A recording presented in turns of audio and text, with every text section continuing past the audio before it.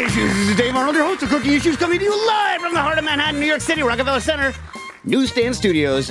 Joined today not with John. John's not in the studio today, unfortunately, couldn't be here. But our good man Joe Hazen's rocking the panels. How you doing? I'm doing very, very well. Great to see you after a couple weeks hiatus. I know it. And Nastasia the Hammer Lopez, also unfortunately under the weather. But I'm glad that we have in Los Angeles, I assume, Jackie Molecules. How you doing? Yes. Everything good? I'm great. It's been a while, yeah. Yeah, and then, of course, in the upper left, our man Quinn. How you doing? I'm good. Too bad we don't have anything to talk about, eh? Yeah. All right. So in the couple of weeks that I've been gone, by the way, if you're listening on Patreon, you can call in your questions to 917-410-1507. That's 917-410-1507. And Quinn, you want to tell me a little something about Patreon before we get going? Sure, yeah. Patreon.com/cooking issues. If you join any of the paid memberships, you get early access to the podcast episodes. You get to join the Discord, which is a great community where we all talk about food and all sorts of crazy things. You get prioritized answers for your questions on the show, and partnerships and deals like Kitchen Arts and Letters, Edward's Age Meats, etc., etc. Glad, don't forget Glass Fan. They can order their Glass Fan off that. Glass Fan. Yeah, and and we promise not to light you on fire on purpose, right? Mm-hmm. If you're not a member of the Patreon, no promises. Fair game. Yeah, no promises. Yeah. Yeah. So listen, I've had a boat ton of stuff in the past couple of weeks. For instance, since I was last on air with you guys, I opened a bar. I went to Tales. Hey, whoa. I went to Tales of the Cocktail. I went to Alaska and Seattle. But where else did I go, Quinn? Upper left. Upper left. I took my first ever trip to the upper left in Vancouver Island. So we'll start with that, and then we'll talk. Wow. Then we'll talk with the Molecules over what he's done, and then I'll go for the rest of the garbage until and then we'll hit some questions. So why don't you talk about the upper left, Quinn? Well, yeah. So basically, you were heading to Alaska to see Dax. Yeah. And you had 48 hours. Like of a layover in Seattle, basically? Yeah, well, so my son Dax is working in Juneau, Alaska. So Juneau, for those of you that don't know, is not part of the main chunk of Alaska. It's in the panhandle, but it kind of droops down. So it's not a panhandle like Oklahoma. It droops down next to Canada, right? And there are no roads in and out of Juneau. It only has, I think 40 miles of highway or something very, very small like that. I drove to the end of it, by the way. You know what's at the end of the highway in Juneau? Mm-hmm. A burnt-out car full of bullet holes. Swear to God. I feel like every highway should have, at the end of it, a burnt-out car full of bullet holes. By the way, every abandoned vehicle that I saw in Alaska was full of bullet holes, just for record. I saw more than 2. So it's like, I'm just saying, if you leave your vehicle unattended in Alaska too long, bullet holes. Anyway, so the thing about it is that this town, which is only 30,000 people strong, Juneau, is small, even though it's the capital, has going into it every day 5 cruise ships, 7 days a week, 5 giant cruise ships with thousands of people on them who are all there for only one day. So Dax, he has a job there over the summer selling to those cruise ship, the crew members, not the tourists, the crew members. And so I think we were the tourists, I think, who spent the most time ever in Juneau. So it's weird. That's why we were going. I'll talk more about that later, but I will say this. Because a large portion of the crew of these ships is Filipino, not Filipino American, from the Philippines, right? They have a decent amount of Filipino food in Juneau, and so Dax searches out and finds the old favorite that we used to joke about, Mang's all-purpose sauce, which I've talked about on the show before, which is the sauce for lechon, the roasted pig. And so Dax and I always make a joke, what's it good for? It's all-purpose. It's good for everything. So he asked me for a shrimp marinade recipe 2 days ago, and I gave him my typical one. So normally when I make like a shrimp marinade, I use like an alternate version of a tandoor mix, that I would use for chicken, which is like yogurt, lemon, garlic, sugar, salt, parsley, oil, olive or whatever, and then, herbs of your choice, like cumin or whatever. And so I told him, if he was going to do it in a pan, so I was like, omit the yogurt. He's like, oh, Dad, instead, I got a bottle of Mang's all-purpose sauce, and I used that for the shrimp marinade. And I was like, how was it? And he said, this is literally what he texts back to me. No other answer. He goes, is marinating shrimp a purpose? Good point. And I was like, yeah, good point. Fair. And he said, actually, kidding aside, he said it was delicious. So anyway, in between going to Tales of the Cocktail, I had to go to Juneau, and the only way to get to Juneau reasonably from New Orleans is to make a stop in Seattle. And for those of you that don't know, Seattle is only like a 2-hour drive from Vancouver, which is the point of embarkation to go to the upper left Vancouver Island. So I get in a car, take my cousin's car when I land in Seattle, immediately drive to the Canadian border, at which point they say, what are you doing? Now, let me tell you this. If you are going to visit someone on Vancouver Island for one day, make up a lie. Don't tell them the truth. Don't tell them it. I'm like, they're like, where are you going? I'm like, I'm driving to go to the ferry for Vancouver Island. How long are you there? One day, overnight. And they're like, where are you from? New York City. They're like, you went from New York City to Vancouver Island for one day? I'm like, well, I'm visiting a friend of mine, a coworker. I work with him. He's like, you work with him. You've met him. Well, not personally. I haven't met him in person. I'm going to visit him in person. And meanwhile, they're like, this is a completely unbelievable story. So I get the full on pull over to the side of the road, car disassembled. I missed the ferry, the whole thing. So just lie. Be like, hey, I'm in Seattle. I was in Seattle for weeks visiting my cousin. I'm going up to Vancouver to get a sushi dinner, and I'm going home. Any lie. Do not tell them that you made a stopover specifically to visit someone on Vancouver Island for an overnight. Crazy. Anyway. Yeah. So I finally made it, and then what? You take it, Franklin. Well, yeah, you got there by what? Around 9 p.m., one of the last ferries. It's a nice ferry, by the way. It's a nice ferry. Yeah. It's a good ferry ride, 2 hours long. They have snacks. You can get shellacked on that thing if you wanted to. You get on that thing, and all of a sudden it becomes a booze cruise. I mean, people are pounding on that thing on the way over on Vancouver Island. Anyway, go ahead. Well, it actually probably worked out because we had a bunch of food prepped, and we were working on it pretty much until you ended up showing up. So, the late time was a blessing in disguise. Yeah, as it were. Yeah, so then, Quinn posted what they made over there, like the Dungeness crab and all the other things. But then he didn't invite me to what's it called? To be with him on the post. So I didn't get to post on it. Like idiot. Well, I thought you were away, so I was. Okay, I'll do another post. All right. I kept behind a few things. Yeah. So there's still other stuff to post. All right. So anything you want to shout out from that? Oh, I finally got to taste Quinn's gelato. He gave me, a Rainier cherry, which, by the way, Joe has some Rainier cherries, and then one of your chocolates, but like a very dark chocolate. You want to tell the story on those or no? Yeah. So so the next morning we did tea and gelato and some fruit and stuff. So yeah, we did. I had a Rainier cherry sorbet. I thought that turned out pretty good. Yeah, delicious. And then my standard chocolate gelato based on the calculator, water as the base liquid, and then a mixture of a 100% Peru origin dark chocolate and a maple sugar sort of medium dark chocolate. Yeah, delicious. Yeah. All right. So, and then, but before I go into the other crap, what about Jack? You got anything? Or Quinn? What else? What else do you want to say about it was fun. I was super happy to finally go and visit you in person.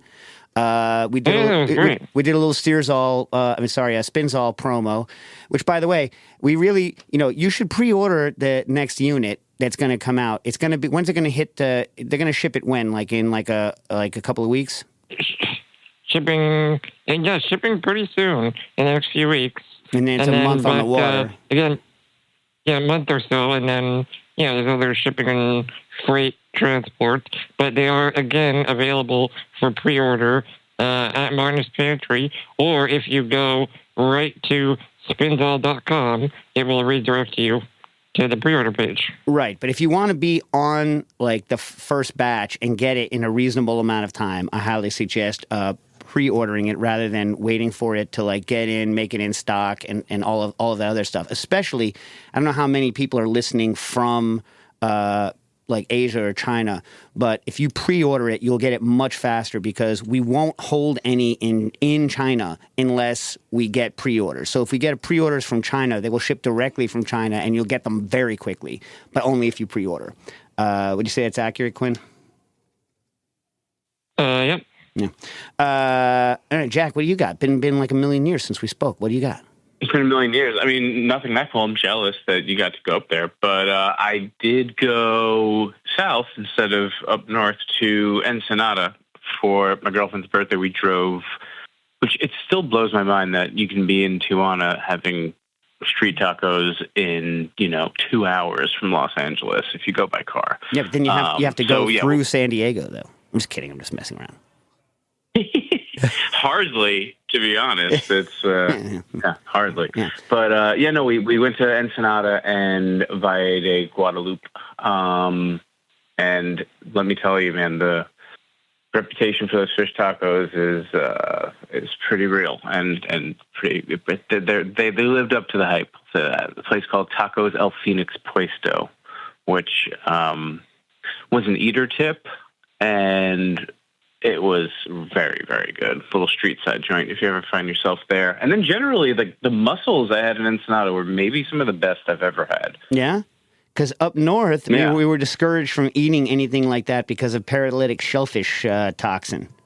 So I guess it hasn't made it. Wow. Maybe that's only up north. It freaked me. I didn't have any mussels up there. But is that really a thing? I didn't do my research because I wasn't having it. Oh, yeah, we served you oysters. How'd those go down? Oh, oysters. They were delicious, and I did not get paralytic shellfish poisoning. So there you have it. But I don't know. I don't know where it is. Like I saw a bunch of warnings in Juneau. Anyway, I don't know. I don't know anything about it. I didn't research it. I should have mentioned it. How are the? I haven't been to Tijuana ever. Right. But I hear the food scene there is like blown up. How was it? It's fine. I mean, we passed through Tijuana pretty quick on this trip. I have yet to find like the incredible food in Tijuana outside of some good street tacos. This is prime. Someone used to write into our Discord and tell us where the magic is. Yeah, I haven't found like the real magic, I guess, in Tijuana. Some incredible food in Valle. I mean, in Guadalupe, but they've got like Michelin star places. It's all wine tourism there, which is not my favorite vibe, but we did have a really good sit-down meal. So what is your anti-vibe on a wine tour? Is it the people? Is it like that you hate seeing vineyards? Oh, okay. So it's not that you hate seeing vineyards. Yeah, it's the people, and then like you go to the vineyard, and you don't want to be that guy that's like, don't talk to me like I don't know anything about wine. You kind of just go through with the tour that they do, but it's always geared to somebody that, I don't know. So you feel like you have to go through this whole mishigash that you've heard before just to get a sip of wine, when really you just want a sip of wine and you want a GTFO. Correct. Yes. Yeah. I walked in as do you have a menu? And they're like, well, no, we do this, little tiny tour and tasting. And then, of course, they taste you on stuff that's like, here's our most accessible thing ever that's not, whatever. Yeah, right. And you can't be like, here's an extra $5, just give me the stuff. Right. Exactly. Yeah. Hey, Jack, correct me if I'm wrong. When you ate whale? Singing it back. Yes. You did. Yes, yeah. Well, because I've eaten whale. You hadn't well, because I was thinking like, well, I mean, Dave, did you have whale in Alaska? No. Well, first of all, whale off. We'll get whale off. We'll get into it, but like I think it's like one of the super interesting things. Like when I talk about it, is like in the area where I spent a day in Anchorage because there was a problem with the airplane, so we ended up going to Anchorage instead of going home. But in the Juneau area and in Gustavus, which is where Glacier Bay National Park is, the vast majority of the influence there is Tlingit, right? That's the group of people, and they have like an amazing like group of foods that that they've made for forever, but they're not available in the stores, so you can't get it, right? So like I can't, and rightfully so. Like I can't go get a seagull egg omelet. I spoke to a Tlingit. You got to be invited. I guess, right? I didn't know, but I spoke to a Tlingit guy in Glacier Bay National Park, and I was like, "How are the seagull eggs?" He's like, "Oh, they're delicious." He's like, "They're delicious." He made brownies with them. He made brownies and he made like this fluffy omelet. So, it's like these like original ingredients. Like you can't go get seal grease at a market. You know what I mean? You can't get any of that stuff. And so there's no way, there's no, like, the cuisine is not intended, like, to showcase to outsiders. So there's no restaurants, there's no, none of that culture is meant to be showcased to outsiders. You know what I mean? So, it's kind of, FOMO, but rightfully so. You know what I mean? It's not for me. It's not for me to have. You know what I mean? But I still want a seagull egg. You know what I mean? Plus, like, they're rancid creatures. The more seagull eggs you take, the better, in my opinion, right? I mean, like, I don't hate a seagull, but, like, What do you think's better, an albatross or a seagull egg? Come on, albatross. You can't go be killing an albatross. I wouldn't say killing them, but... Well, you take their eggs. What do you... Eggs. I mean, it could be... You're right. Yeah, you can't take an albatross egg. You know what else I saw? They have puffins over there, different from the puffins that we have over here, equally dumb looking. Puffins are a dumb looking bird. You've eaten puffin? How was that? I heard puffin was good. Did you like it? I kind of liked it. Yeah. Yeah, they are dumb. When a puffin is flying, they look stupid. Don't make it. I mean, it's like, why? Like, why does this bird here? And then, like, we all love the puffin. People like take trips like looking for puffins. Puffins have to nest way high up because they can't take off normally. They fall off the side of a cliff and finally get going before they hit the ground. Dumb. It's too close to my heart. Though. They are very cute. My son watches the program on Netflix, something about some puffins, and it's hilarious. It's very cute. It's cute. They got two different kinds. They look. There's multiple. Yeah, of course. Yeah. Well, in Alaska, they have two different kind of puffin, right? Whereas in the Atlantic, I think we only have the one. I don't know. I've only seen the one in the Atlantic. They are cute. I'm not saying death to puffins the way I'm saying like death to geese. You know what I mean? Geese can go hang, you know what I mean, by their long necks, as far as I'm concerned. They're rancid. Hate them. You know what I mean? They're mean. I know that's not a popular opinion with many, but they're mean. How do we get on that? Oh, I don't know. Anyway. Joe asked about whale. Oh, yeah. Just trying to bring it back on Jack, like slam him again for the whale. Yeah. Had whale tacos down south. But, hey, man. Yeah, I stand behind my whale eating. By the way, there are a zillion whales. So I've only looked at whales in the east, like the humpback whales, off of Cape Cod. But we took a whale thing. We did a whale thing in Juneau, and then I took a boat ride up in Glacier Bay, and it's just whale-a-palooza up there. We would see like 7, 8 at a time. You know what I mean? Like from the boat. Yeah. And you know where those guys hang out? You know where all of those whales are mating? Hawaii. So like they're just doing round trip between two beautiful places, like Alaska in the summer and freaking Hawaii in the winter. But if you want to go see them breach and do all that, you're better off going to see them in Hawaii. Well, there was that huge whale that did the ginormous jump during the Olympics in the surfing competition in Tahiti. Oh yeah? Oh my God! It was just the best thing. I think it was a woman just being barreled in Tahiti and this huge whale in the distance jumping. It was awesome. And the whale was like, "I win. I got the bigger wave." Yeah, you're a loser. I win. Hey, here's an interesting fact: when a humpback whale breaches, and I'm sure all whales, when they breach and they hit the water again, skin cells slough off. And no one knows exactly why they breach other than just for show, but some people say it's to get rid of stuff on their skin. But skin cells slough off. So the whale scientists who work out of Glacier Bay National Park in Alaska, they drive the boat over to where the whale is just breached, and they take a net and they scoop the net through the water, and they do DNA testing on it, and so they can do relational DNA tests between different whales because they've been tracking the whale population in Glacier Bay National Park for 40 years. And the scientist who I saw give a talk there, she's been doing it for like 37. And the person other was like 20, 28 years they've been tracking it. So they know the family histories because all whales, the fluke patterns on their whales, on the fins, on the tail fins are unique, like fingerprints. And they now have an AI database. So if you snap a picture of a whale, you can go on happywhale.com and it'll tell you what the whale is. Like who the whale is, where it's been spotted, like how many children they know it has, if it's a female. It's crazy. It's crazy what they, anyway. And the whale population is rebounding. It rebounded a lot, obviously, after they stopped whaling. But there was a Pacific heat wave a number of years ago that, completely nuked the whale population. But it's coming back. Anyway, I did not eat any of those whales, thankfully. But I'll tell you what. You know what the time is in Alaska right now. And I didn't eat a lot of this, but the salmon runs come in. And I've heard of salmon runs, right? Have any of you guys ever seen a real salmon run? No. No, not in person. Holy God. Oh, but by the way, I don't forget the URL, but there's a bear cam in Alaska, one of the famous waterfalls like south of Anchorage in one of the national parks south of Anchorage. The NPS has a 24/7 camera on one of the famous falls that salmon go up and jump out of where the bears are sitting. There's a 24/7 webcam. You can just go watch it any time of day. You're like, you know what? Let me see a bear like take down a salmon. You can go and look at it during the season. But all the different species of salmon, how many? You got your Chinooks, your AKA king, your cohos, your chum, and a couple others I'm not remembering. They all have their own seasons when they go up, and they have to go up this. They go from saltwater in, and they go upstream, spawn, and then they die.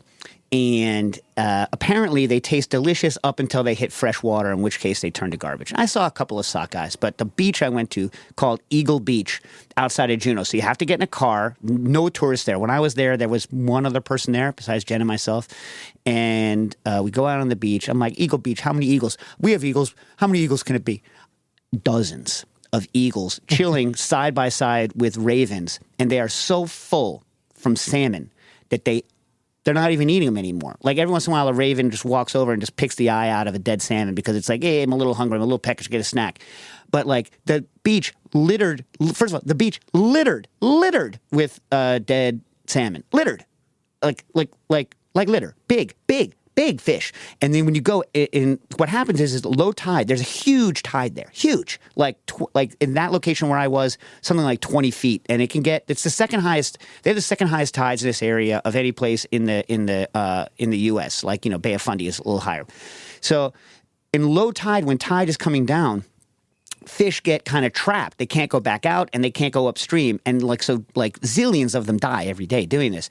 So, I have videos that are blow your mind. Like it's just the water, when you look at it, is moving and it's just full of salmon, like trying to get some air and like flopping around. Never seen anything like it in my life. And those were still good to eat. I didn't have a permit and I also wasn't going to light a fire, but you could have just pulled one out and gone to town. Crazy stuff. And like eagle, raven, nuts. But what I did eat, and I had some of it, I have that they even kind of do fish sticks with salmon over there. I've never had breaded fried salmon before. I'm not going to say it's my favorite fish to bread and fry. But they also have halibut. So the Tlingit, halibut's a rather large flat fish. And the Tlingit developed over the centuries a really super ingenious halibut hook, and they still, use it to this day. A number of people still fish traditionally. And what's cool about this halibut hook, the original one is made with two different kinds of wood of two different densities that are whipped together with spruce roots that they soak in a special way such that they shrink and form an amazing bond to these two pieces of wood, so they're never going to come apart again.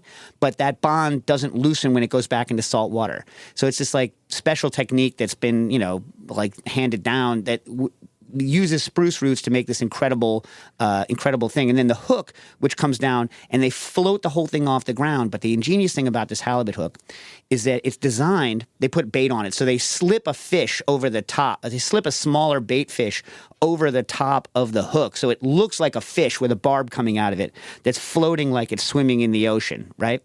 And it's, imagine like a Y shape almost. And the halibut when it comes up to it, if the halibut is small, too small to take, the halibut can't get around the big hook. So it's not caught.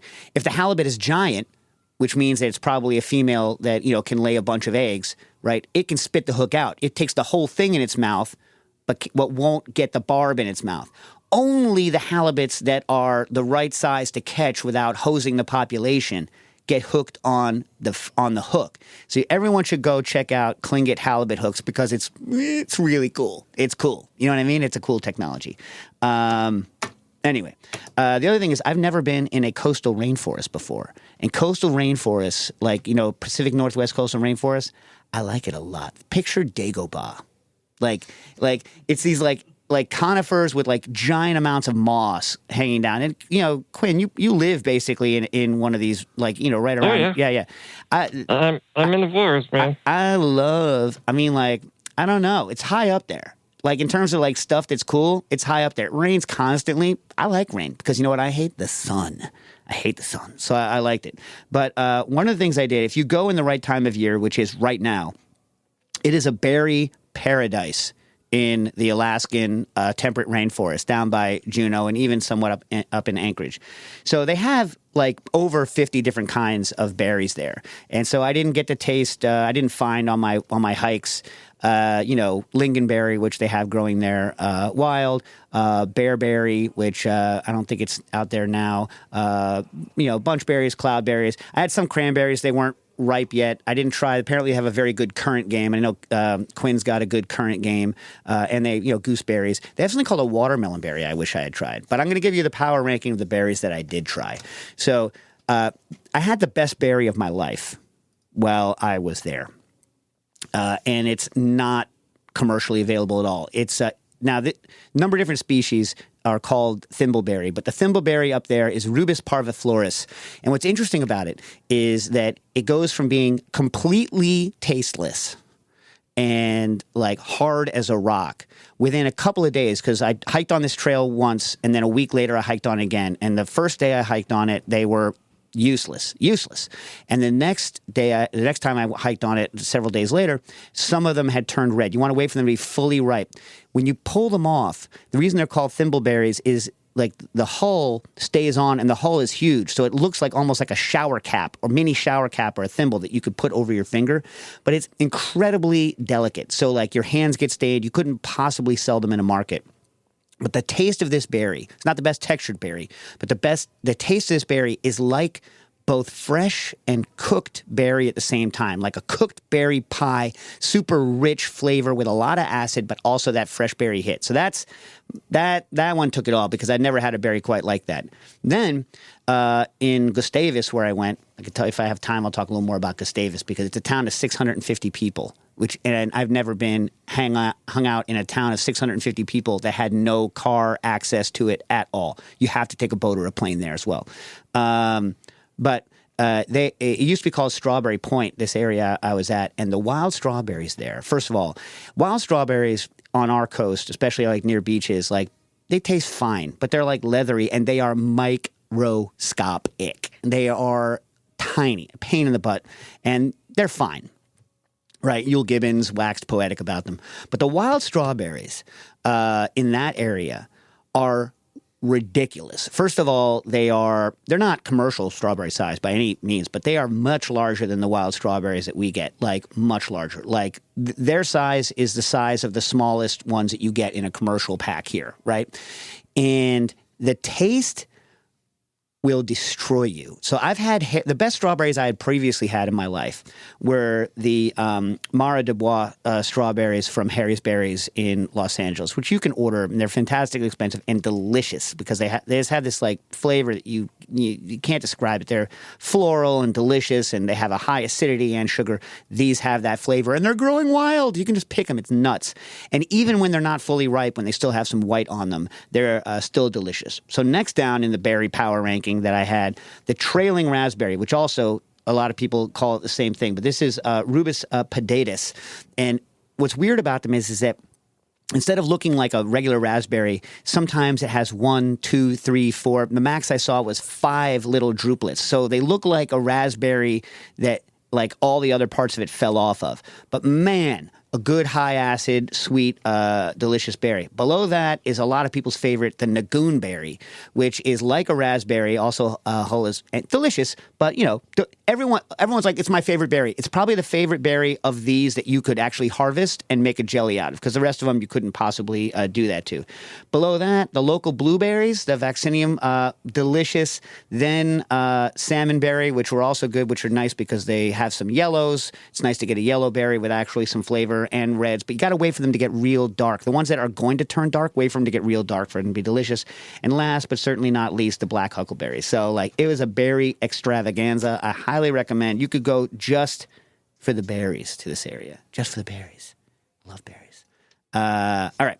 Am I missing anything, Quinn? I didn't talk about the fact that I opened a bar yet, huh? You know what's really stupid? To open a bar when you're not there. Everyone's like, why aren't you here? What are you doing in Alaska? I'm like, hey, we would have lost our whole staff. If we had waited for me to get back, right, after the construction was finally done, because it took forever to get the construction done, we did Friends and Family, and the day after Friends and Family, I got in an airplane and got out. And then they opened while I was gone, which was... there was Tails also. Yeah, but I mean, I had been scheduled to go for Tails for a whole year, right? So, like, we knew it. So we were supposed to open the bar way before that, but we couldn't because of construction problems, right? And then when we, but we couldn't postpone it until I got back from these planned trips, because if we postponed it, the staff had already given notice where they were before. And, if you can't have people not have jobs for a long time, it's not how that works. So we, basically had to open. So the bar is going, I think, we got 24 drinks. And if people look up the drinks we have, they can ask questions on it later. But, obviously too much to go into now. At Tales of the Cocktail, I'll report that the State of the Cocktail Union is strong. Did a presentation with about frozen drinks. Let me ask you a question on blender drinks. Let's do a little test here, right? So blender drinks, as I'm sure you're aware, are vastly faster at chilling. Blenders are vastly faster at chilling a drink down with ice than shaking, and much, much faster than stirring, more efficient. So they reach what's called fundamentally equilibrium temperature, right? So if you blend, it very quickly reaches the temperature it's going to be, and then if you keep the blender going, all you're doing is adding energy from the blades and melting more and heating it up, but you're not.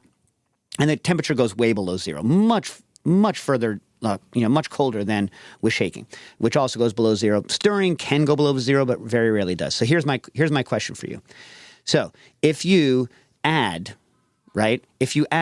more, the same mix goes into a blender, and you add more ice. You have one where you add, let's say, twice the amount of, 1.4 to 2 times the amount of ice as mix in one blender. And then right next to it, the same amount of mix with 3 times the ice as mix. Okay, you'll probably get this one right. Which one's going to be more diluted? And what I mean diluted is that a portion of the ice will melt, and that portion that's melted dilutes down the cocktail, right? And so then you have a mixture of diluted cocktail and ice. So which one do you think is going to be more diluted? Well, in theory, it depends on what's the ratio of mix to ice. I tell you, let's say 1.4 to 2, and then the other one's 3.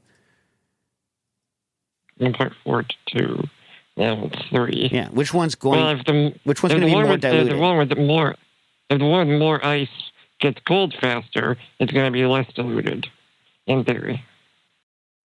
Now, the one with more ice is more diluted, but here's another thing. Which one is going to be colder? Is it a sense of being colder or staying colder longer? Well, there's that. We could talk about that later. But no, like literally the temperature it reaches in the blender before you pour it. Which one's colder? More ice, no? More ice. No. Less ice. So here's what's weird about it. My explanation. There's a couple of things, but I think the main key point here is that because the pieces of ice are so small, they equilibrate their temperature very, very quickly, very quickly.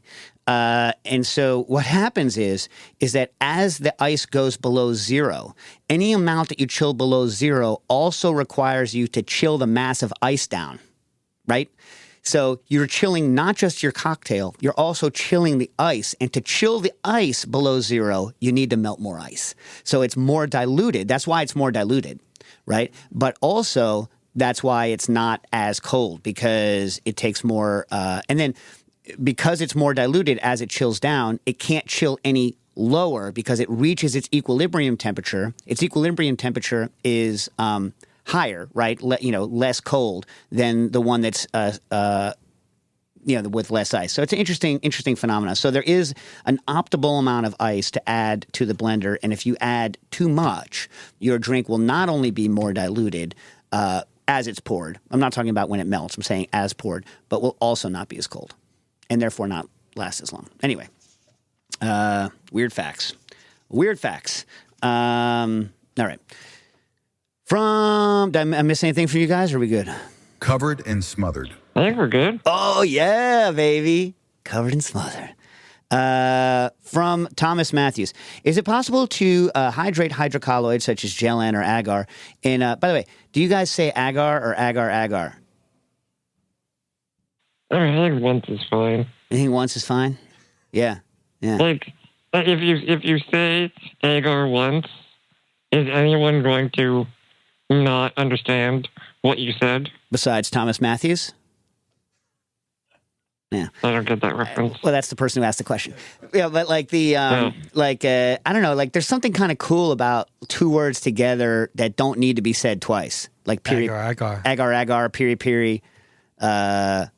pom. Piri, I forgot about that. Yeah. So, but I get you, because agar is like, it sounds like pizza. You know what I mean? Like Little Caesar's pizza.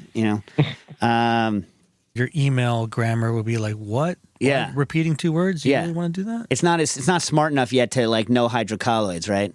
It's kind of like the New York Times word puzzles where like they don't accept things like they don't accept the hydrocolloids. I'm like, it's a real word, dingus. Anyway, so is it possible to hydrate hydrocolloids such as Gellan or agar in a vacuum where the traditional hydration temperature would be lowered, or is this not possible because of heat transfer limitations in a vacuum? I want to hydrate hydrocolloids without destroying volatile aromatic compounds by using a powerful vacuum chamber or rotovap. Just fuzzy on the science. I don't think changing the pressure is actually going to change the solubility. I've never read anything or known a vacuum to change the solubility of a hydrocolloid. So not sure what you're discussing. Vacuum is useful for impregnating liquids into particles, right? And its vacuum is also very useful for reducing air bubbles when you are hydrating hydrocolloids that have a tendency to foam, right? So vacuum blenders can be very nice for hydrating hydrocolloids without. So this is like what we used to do when we were making those rancid alginate beads. Like you always have to whip a lot of air into them.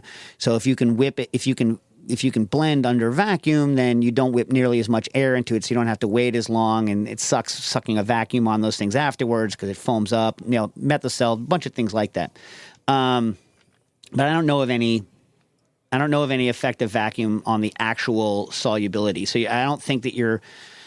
In fact, you can't hydrate certain hydrocolloids when you go up a mountain. So, like if you live in Aspen, right, it's hard to hydrate agar because everything boils at a lower temperature. So it becomes difficult to even get the stuff to hydrate, and that's the equivalent of a partial vacuum. So I don't know. I don't think it's going to do what you want to do. What do you think, Quinn? Am I good on this?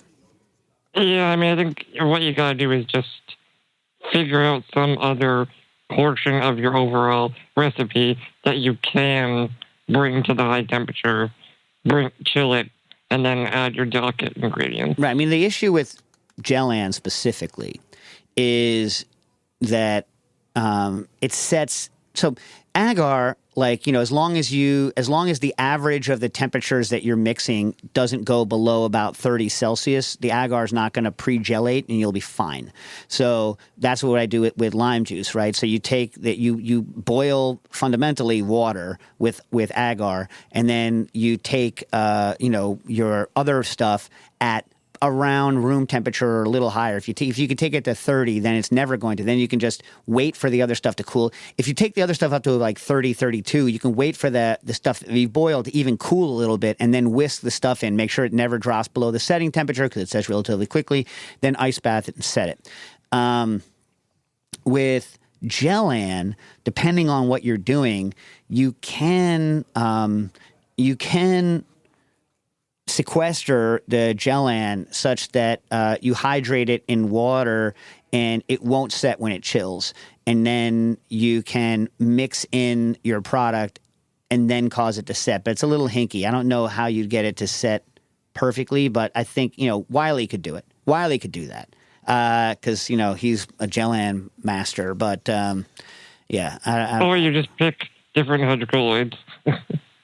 Yeah, but I mean, it depends. Obviously, I'm sure Thomas wants to go. Sounds like he wants to go vegetarian because obviously gelatin works for this. Gelatin can be hydrated, relatively low temperature and added. But there are also room temperature agars that don't work well for things like freeze thaw, but I think can make a stable agar. Yeah. Caller, we have a caller. Caller, you're on the air. Hey, what's up, gang? Josh from Norfolk. Hey, what's up? I've got a fun problem. I have too many Rainier cherries.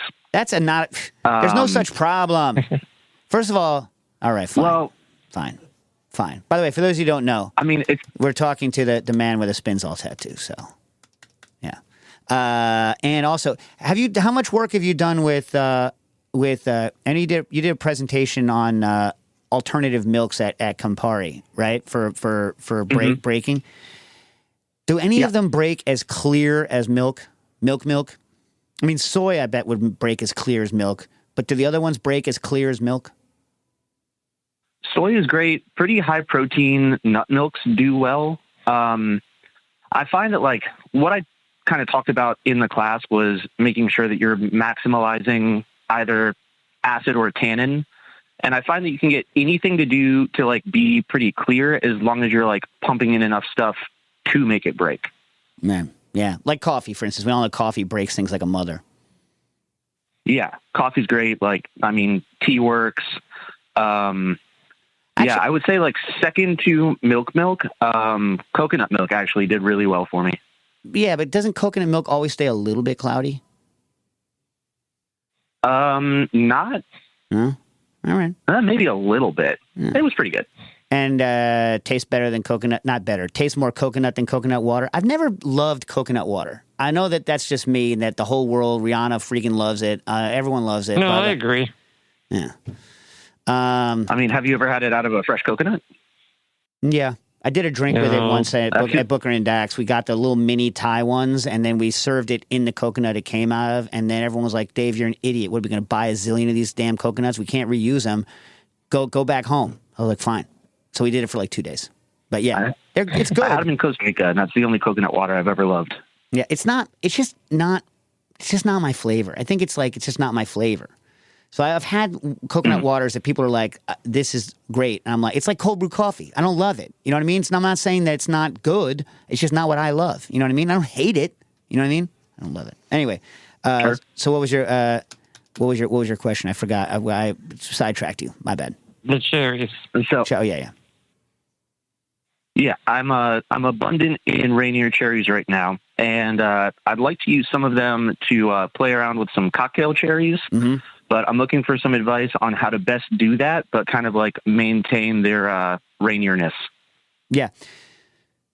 So once a long time ago, I had access to Novozymes pectin methylesterase, and I was able to really firm up cherries, really firm them up. But there are native pectin methylesterases, which are the exact opposite of pectinases that are in cherries. Online, there might be some stuff on how to use those native ones with calcium. So you would have to add, fundamentally, you would make a brine with, sugar, alcohol, and some form of calcium. Sour cherries are kind of a pain in the butt because they turn to mush so easily. Rainiers have I have some in front of me that Joe brought. Very nice. They're a little more hardy, and they don't. You know how like sour cherries turn that disgusting color when you break them, that gross color. Rainiers, I don't think are as bad with that, but I would probably use some form of antioxidant like vitamin C and some form of calcium, probably calcium chloride, even though it's gross. It's very available. So, and then vacuum impregnate that into the cherries, and you might have some luck. But I have not personally done it without the enzyme, so I don't know. Yeah. And then when you're doing most of those things, you want to, if you're going to osmotically mess with the cherry, which is what you're going to do, you're going to osmotically mess with it, like infuse it with sugar and alcohol over time. Everyone does it in stages, right? So I would do like an initial calcium infusion with probably some sugar and maybe some booze, and then kind of replace it as you go. Keep the calcium in it so that it doesn't leach out. But then you can constantly reduce the level of, you need minute amount of calcium at the end to keep it good, right? So think about like when you eat canned tomatoes, the vast majority of canned tomatoes have been jacked with calcium chloride. You can't taste the bitterness of the calcium chloride because it only requires a little bit of residual calcium, not like a boat ton, like the amount that you would use to set alginate. But I wish maybe someone on the Discord, like Kevin or someone, has a good, what's it called, protocol. But that's where I would start looking. All right, awesome. And do you think I can speed this all up by using a chamber vac? Yeah. As long as you don't burst them. You know what I mean? I mean, the issues with cherries is that, I don't know how permeable the skin of the cherry is. I'm holding one in my hand. It doesn't feel very permeable, right? So, I figured I would pit them. Oh, then it's no problem. It'll infuse like a mother. But if you pit them, then you can't put them into a drink and have people pick up the stems and tie them with their mouths and do all that other, fun stuff. You know what I mean? Yeah, fair. Yeah. So I don't know whether people like poke a hole in the bottom of them or what when they're doing this, because like I say, the skin of a cherry feels pretty relatively impermeable. It's got like a good waxy coating on it. So someone who's actually done this a lot before, because when I was making them hard, I did, like you say, I pitted them. But like on the other, Toby Cicchini, if anyone, has his, I saw him at Tales of Cocktail, but I didn't think to ask him. He's been making brandied cherries for, decades, but with sours. But I'm assuming that, the technology of preserving a sour cherry and a sweet cherry probably isn't too different. It's just the taste result that's different, I would guess. Sure. Yeah, makes sense. Yeah. So you could also just look up like what people do traditionally to preserve them, and then just, use your technical mind to make it slightly better. You know what I mean? Yeah, sure. Yeah. Yeah. Too many Rainier cherries. Why don't you just sit and eat them? I have sat and eat many on many, but the problem is blackberries are also really good right now, and that's an easier thing to shovel into my face. Quinn had some very good. Just hire someone to pit the cherries for them, and then you can shovel infinity in your face. But you know what I have to say? Yeah. The act of spitting out a cherry seed when you're like outside and just going boom is like like none other. It's a good feeling. Boom. You know what I mean? Yeah, I'm in coastal Virginia. Nobody wants to do anything outside right now. Fair. It's disgusting. Quinn also made some delicious gelato out of it, which you could then use as you can do some sort of like affogato situation or something. You know what I mean? Yeah, that'd be good. Yeah. Do you have a refractometer? Of course he has a refractometer. Yeah. What are you talking about? Of course he has a refractometer. Okay. He's not an amateur. I mean, if you want, he's not an amateur. The man's a professional. If you want the sorbet spec, let me know. Go on the Patreon and look it up. Anyway, I'll post it. Yeah. All right. Let us know what you do with it. Let us know if you come up with a good protocol. Give us a holler back and let us know. Cool. Yeah, I'll play around. Thanks a lot. Cool. I'll talk to you soon. Bye. No Tangent Tuesdays on cooking issues. All tangents all tangents all the time. They had a radio station in Juneau, KTOO. I was imagining like, K2, KTOO, bringing it to Juneau. I was like, man, I would love a job on that radio station. You know what I mean? I could have done that for a living back in the day. I could have done that. Oh yeah. Oh man, you'd be good. Yeah, like announcing the monster trucks and like whatever the current salmon run. Sockeyes coming into Mendenhall Glacier. The weather. Yeah, the weather, whatever. It's still rainy. For the farms. Yeah, well, I don't know what they grow. They have farms. I don't know. I guess they have farms. I don't know. By the way, in Juneau, they also saying like the Tlingit have like a huge number of herbs and things that are foraged and cultivated and grown that are unavailable. One of them is available. I didn't buy it there because it was too expensive. But it's also grown in Siberia, and it's fireweed tea. And so, Quinn, you're going to get some too, right? Because they grow it locally on your island. So Yeah, I gotta talk to my forager buddy. Yeah, so it grows everywhere. It's these beautiful kind of purple flowers that you see, and you can use the flowers to add color, and they make jams out of it. But the leaves itself don't have a lot of flavor when they're on the thing. I know because I was chewing on them, hoping I would get some good flavor out of them. But they're made into a tea almost like tea is made into a tea. So you roll the leaves and crush them, and then ferment them for, different amounts of time depending on the effect you want to get, and then dry them out and make a tea. So I have some being shipped to me, so I'm super, super excited about that. They have they have a lot of interesting products in Alaska. I'm going to try to get some shipped to tell you guys more about them. Kirk Gibson writes in, I live in a cocktail bar desert, Provo, Utah. But I love experimenting with new flavors and drink ideas, so I decided to turn my basement into a little bar where I can experiment and share with friends and family. For the last 10 years, I've been amassing a collection of spirits and liqueurs to fuel this bartending hobby, and historically, we'd host a party about 2 to 3 times a month. However, since welcoming our first child 18 months ago, we stopped hosting nearly as frequently. Yeah, I mean, that's what happens. Anyway, so the question is what to do with all of these liquors. Well, I'm not super concerned about the shelf stability of the higher proof spirits, and I know our refrigerated vermouth or other wine-based bottles need to be finished within a few months of opening. I'm wondering if I need to start giving away other bottles as well. We have a lot of Amari/liqueurs sitting on shelf that probably aren't going to be used for the next 3 to 4 years. I've heard that with, wait, when you've had the kid even longer, no, I'm kidding, I'm just messing with you. I've heard that with bottles over 17% ABV, I don't need to worry about food safety, but are there any Amari liqueurs that will keep their flavor potency until our kiddo is old enough to make his own breakfast and let us sleep late at night, or are they all destined to be gifted out? All right, so here's the thing. There are liqueurs that are more stable than others, but the vast majority of them are going to be quote unquote okay, right? So they might change over time. If you're really worried about it, Theo Uya, who's the head bartender at Bar Contra in New York, our new bar where you should go on 138 Orchard Street, right now Tuesday through Saturday. You should go from 5 to midnight. He came up with a new technique, and it's worth doing just once if you really want to seal up a bunch of bottles. So go to a welding supply with a thermos, and I'm assuming in Provo, Utah, there's not too many people doing this. If you live in New York, they won't do it for you, but a lot of other places will.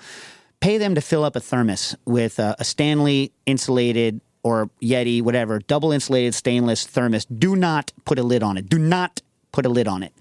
Have your car windows open and whatnot. Do not transport liquid nitrogen in a closed environment. Maybe you have a pickup truck, which is even better. And just get a couple of liters of liquid nitrogen. Then take your bottles, open the bottle, pour a little liquid nitrogen in, and rest the cap or cork on top. Do not cork it. It will spray nitrogen out of the top of the bottle. This is what I used to do when I bottled cocktails, and my vermouth-based cocktails stayed perfect and intact, unrefrigerated. The longest I ever had one was 5 years, right? And it was perfect. But Theo just started doing it with all of our low ABV liqueurs and vermouth so that we wouldn't have to refrigerate them all, right? So you put that in, and then as soon as it stops actively making nitrogen, cap it or smack the cork down on top of it. There's now no oxygen in that bottle, and you can have a half-open bottle that's going to be as good as the day you opened it until you are ready to have as much as you want. So that's what I would recommend doing. And, like I say, it's a small investment up front, but, you only need to do it once. for the ones that you're going to put away, and then, don't open them all until you're ready. Put a little tape around them saying that they've been purged so that you can tell which ones you purged and which one you haven't. What do you think? Good suggestion? Good? Yeah. Read my liquid nitrogen safety primer on cooking issues, just to double check all of the safety hoo-ha. But that's what I recommend. I thought I answered this one, but I'll do it again because it's very fast. Cluntosaur says, does the rice polisher that you mentioned on the show require a voltage transformer? And we're talking about, I bought a rice polisher, a Japanese rice polisher, and I use it to actually take the outer layer, the very outer layer of bran with the bran hairs, which are, part of the thing that, it's a very, very outer layer, has the largest impact on low volume for mostly whole wheat or high extraction flour. So I use it to do that so I don't have to sift my flour after I grind it. It does not require a voltage transformer because the only difference between Japanese power and American power is it's not the voltage. I mean, it's a couple of volts different, but not enough, is the hertz, right? So they're at 50 hertz, 50 cycles per second, and we're at 60. And I can tell you from experience running, it's fine. It's fine running. It's I think it even says it's designed to run 50, 60. So you're good to go. You don't need to worry about it. You do need to worry about reading the manual because it's not in English. So Google, if you don't speak Japanese, Google, or read Japanese rather, Google Translate is your friend, as it is mine. And I put little stickers on my actual unit so that I don't have to keep looking at the manual to remember what the buttons mean because, it's, Greek to me. From DJ RND. Hi, Dave and crew.